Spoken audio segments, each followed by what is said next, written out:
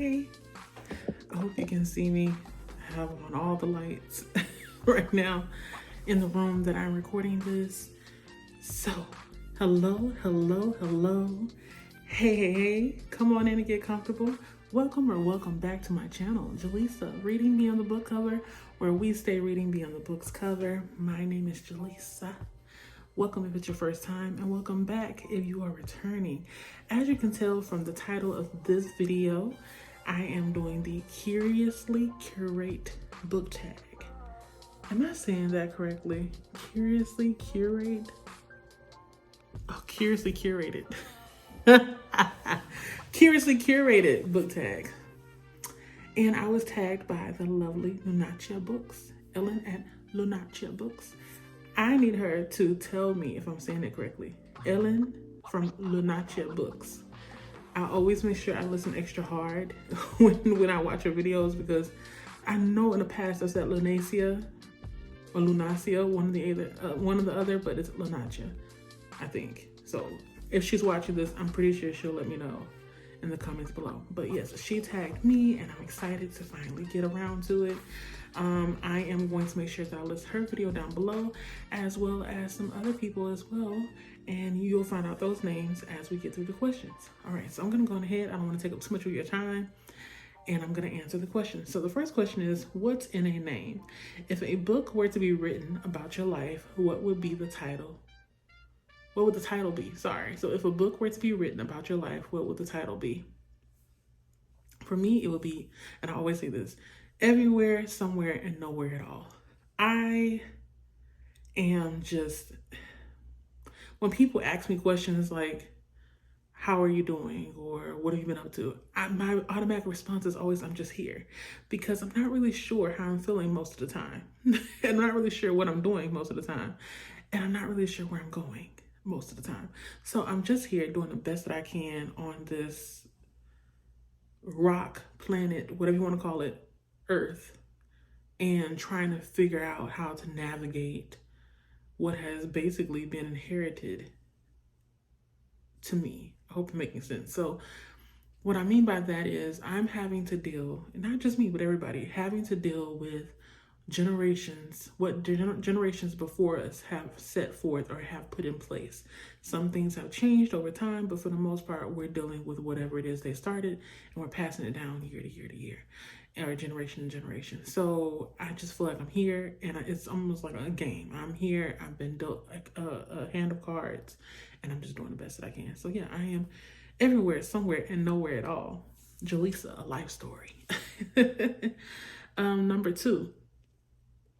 Oops is a 4-letter word. Have any of your books fallen victim to tragedy, and what factor played a part in your books? So yes, unfortunately, I do have a story. When I was younger, I really enjoyed the first movie in the Toy Story series. So Toy Story had a book that came with it, and I got the book, and I'm pretty sure if it's a Disney movie, I think we bought it from the Disney store. And if we didn't, we bought it from some place, maybe Books and More, or whatever place that was popular at that time, because I don't remember Barnes & Noble being a place that we went to buy books when I was younger. Anyhow, that book was so special to me. I read it more than maybe 3 to 5 times. So of course, like, Christmas comes around, I'm reading the book, because I was one of those children that most of the time I minded myself. I would be in a corner reading. If not reading, I may play, with some of the kids, but I'd rather be with my books, right? Reading my book, and I don't know how we got here, but I had lent my book to my cousin. So every year I would see my cousin at Christmas and ask them, where's my book? And they're like, oh, I forgot it. So let's speed up. 4, maybe 5 or more years later, I finally get the book back, okay? After I've been asked, and this is not the first time that something like this has happened with, not this cousin, but like with another cousin. They always take years to return something back.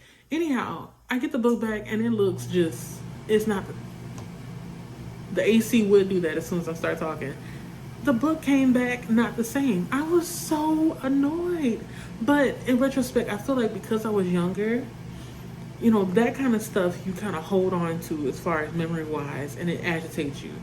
It didn't agitate me to the point where I didn't want to, fool with my cousins anymore. No, but I still, now, like, if you were to ask me to borrow something, I most likely will say no, because I don't trust people with my things.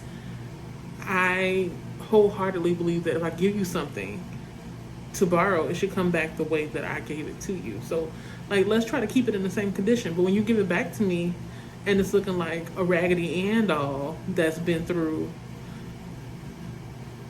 a couple of children, meaning, the doll has been played with so many times, never been washed, not being taken care of, then that's when I have a problem, because you wouldn't want me to do that to you. So I feel like I felt wronged. They should have bought me another book and then maybe wrote a letter, like apology or something, like show that you care. That's how I am, but it's whatever. The book, I wish I had a picture of it right now. The pages were bent up. Some piece of the cover was torn off. It looked like somebody was using it like a Frisbee. Ugh, I hated it. But it's fine. That's in the past. So number 3, tell me all about it. How do you personally feel about DNF'ing, so that means do not finish, a book, and what effect, if any, does it have on you? So DNFs do not affect me, not infect. They do not affect me. I soft DNF, so you may, if you follow me on either Goodreads or Storygraph, you may see a long list of books that I have started reading, right? And then all of a sudden you see those books disappear. I put those back in rotation, as I say it. So if I start the book and it didn't gel or mesh with me then I'll just put it back in rotation, meaning I'll put it back on the to-read shelf, and I'll come back to it another time. Now, if I really don't want to read something, I will say it's a DNF, but that hasn't happened yet. So that means you have to talk to me to ask me whether or not I've actually hard DNF'd anything, because I don't record that. It's not a big deal to me. It doesn't affect anything at all. But if I have noticed, like in the past, that there's a book that I did start and didn't finish, and the author comes out with another book, I am more hesitant to pick up their book because I didn't like or didn't enjoy or didn't finish the other one. So yeah, I keep that. That's the only way it kind of affects me. But otherwise, go for it. There are too many books in this world for you to wasting your time on a book that is a slog to get through. You feel me? All right, so 4, The Sound of Silence. It is said that silence is golden. When reading a book, can you comprehensively read amongst the chaos and chatter, or do you require a hushed atmosphere? I can read in both settings. I prefer to read in silence, but if I am around noise, I can still kind of tune it out, especially if the story is good. So I guess it's better for me to say, if the story is intriguing enough, I can tune everybody out and just focus on reading. But usually I don't have anything on, and if my husband is home, he may have the TV on or something. I can still I can still read while he has the television on. I may hear, some things come through, but for the most part, it doesn't bother me. So yeah, it's okay. Number 5, it's all in the details. Choose 5 words that best describe your feelings towards book banning. So this is a little bit difficult because all the words seem like they were synonymous. But the words that I chose are censorship, control, restrictive, limited, and regressive. Book bans are an issue here in America. I think I talk about it, or I mention it in almost every other video. It comes up somehow. But it's just another way to control people. It's another way to make it difficult for people to have access to knowledge. It's already marginalized people off from books that they most likely will need in order to navigate this ghetto. I'm trying not to cuss. This world. Let me not say ghetto. This world is whack. There are a lot of messy people around here, and you have to know how to deal with just everything coming from all kind of ways. Like, you're dealing with sexuality, you're dealing with gender, you're dealing with socioeconomic standing, you're dealing with all kind of just pressures, okay? And when it comes to children in particular, their formative years are when they're younger, right? So you want to make sure that you're inputting tasteful things. You don't want to be inputting just the same old negative rhetoric over and over again. I'm trying to get my thoughts together, but as you can see, I lose my words because book banning, it just makes me upset. It's irritating, it's annoying, I don't want to call it stupid, but I'm pretty sure a lot of you will shake your head and be like, yes, Jaleesa, it's stupid. Generally, I don't get it. I don't get it. But if you want to actually get a more coherent explanation about how book banning affects people, as far as how it's also doing or progressing throughout the United States, and different ways that we most likely can try to make a change, go and follow Bookish Ram. Ashley at Bookish Ram, she is a librarian, and she is regularly staying on top of bookish news, especially when it comes to book bans, okay? Book bans, as well as anything that has to do with people trying to shut down or to remove special programs. That's my source, so let it be yours as well. I'll make sure that I put her information down below as well. Ashley at Bookish Realm, because I don't have the education nor the mouth to be talking about book bans, but I don't like them, okay?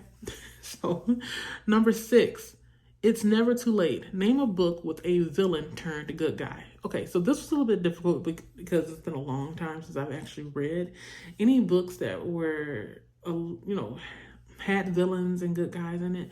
So the closest thing that I could think of was a book series actually that I enjoyed maybe back in 2016, maybe earlier.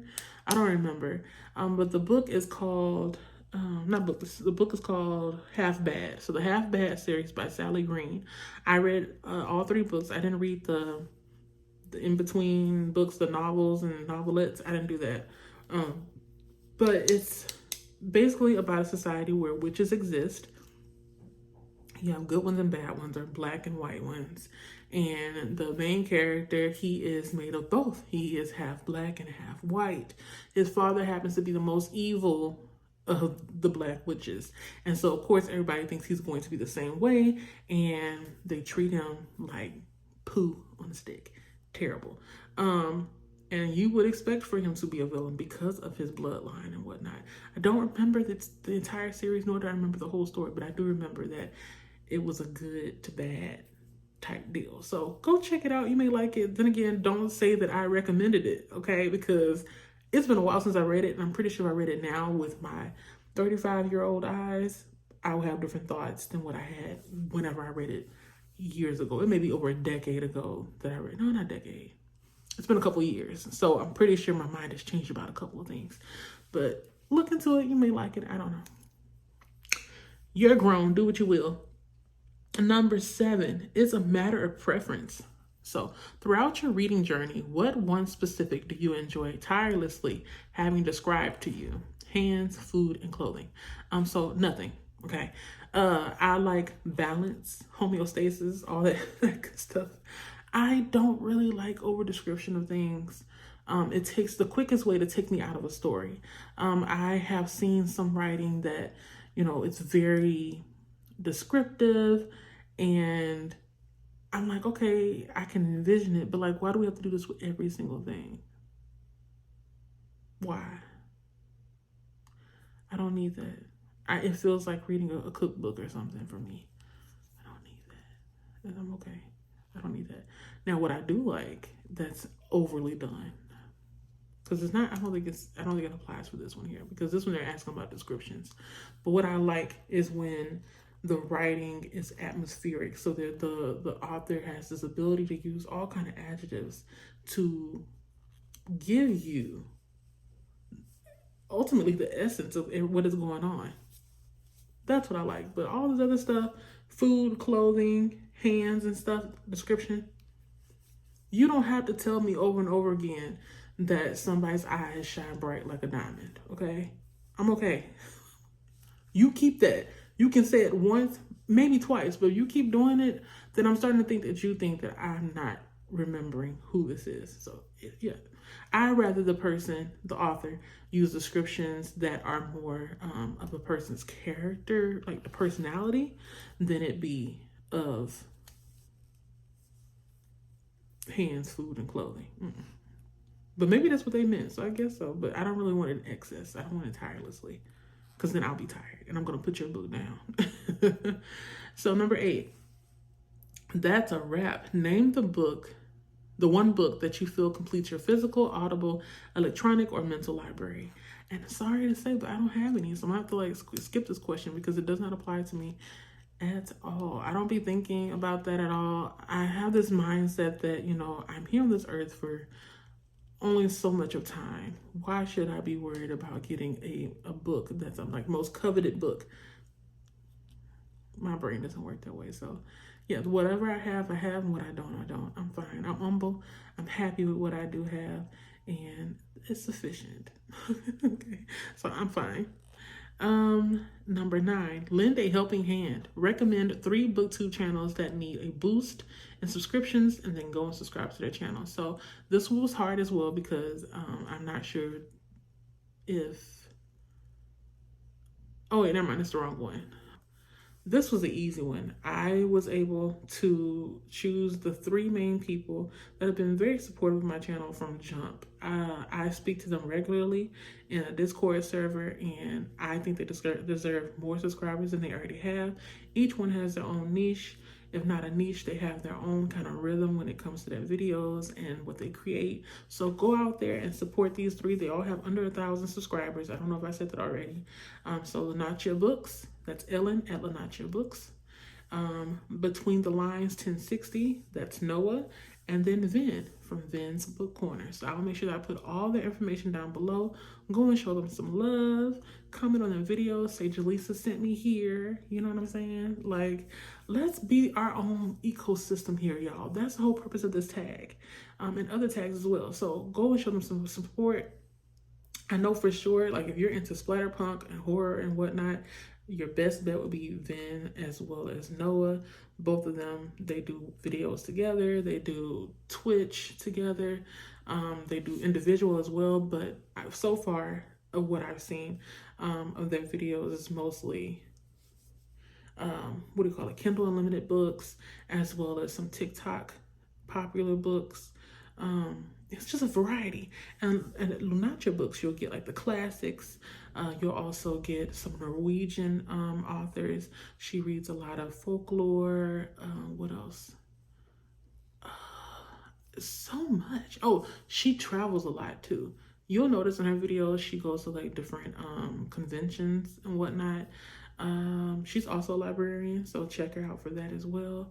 And yeah, I can go on and on. So let me stop because I'm 18 minutes in.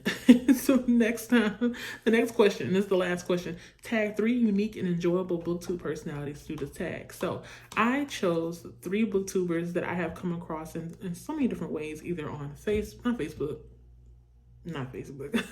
Instagram, it could be Twitter, YouTube, and also some Discords. We all are kind of in the same arena when it comes to being Black booktubers in particular. And so I would like for them to do this tag here. And if you also have the time to, when you all go to their channel, make sure you comment, and subscribe to them as well. So the 3 people that I am tagging for this curiously curated book tag are Tangible Reads, so Courtney from Tangible Reads, Ty from Book Tribe, and the Resistance Book Club. I don't know their name, so that's why I'm going to just say the Resistance Book Club. I'm going to make sure that I put all the channels that I mentioned in this video down below in the description bar. Go ahead and check them out, give them a view, peruse their channel, comment, and subscribe. I need you all to do that. If you're not good with comments, and I'm going to just say this because I'm noticing this on my videos. Some people will come and watch, they don't say anything, or they'll watch and don't like. Show people that you are there. I think that it should be not necessarily common courtesy, but there's this is a relationship here, right? Well, for me it is. So let me know you came by. If this is my home and you knock on my door, are you going to just, not even knock. If you're at my house and you don't knock, how am I supposed to know you're here? You know what I mean? So knock on my door by either leaving a comment, liking the video, or also subscribing. And if you are not good with comments, it's okay. You can always leave an emoji. I always give well, not always. I'm trying to give an option for you all to do that. It's always there. I don't have to give it to you. But what I mean is I'm trying to make it very plain. You all need to communicate. You're watching these videos. Let me know you're here. You want to leave a question mark? That's fine. You want to leave a heart? That's good. At least I know you're here. So I'm gonna get off my soapbox. Thank you so much for spending time with me. I had a lot of fun doing this Curiously Curated tag. Thank you again to Ellen from Lunatia Books for tagging me in this, because I need to do more tags. I know it's like the thing to do, right, when you're new, but it takes time if you think about these questions. But I enjoyed it. I took my time with it. I learned some things about myself, dredged up some memories. So I hope that the people that I tag do the same. And I think that's it. So until my next video, remember to drink your water, mind the business as yours, and continue reading beyond the book's cover. Thank you so much again for your time and coming across my page. And I'll see you in the next video.